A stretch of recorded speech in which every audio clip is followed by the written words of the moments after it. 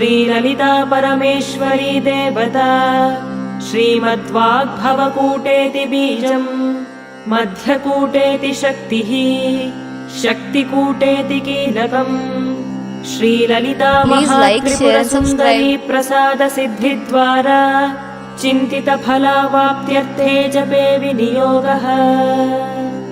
ध्यानम्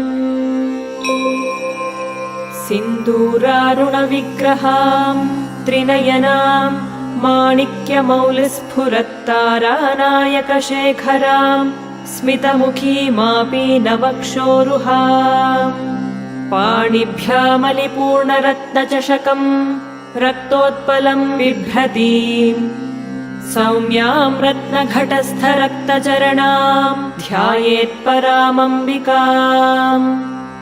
Please like, share and subscribe.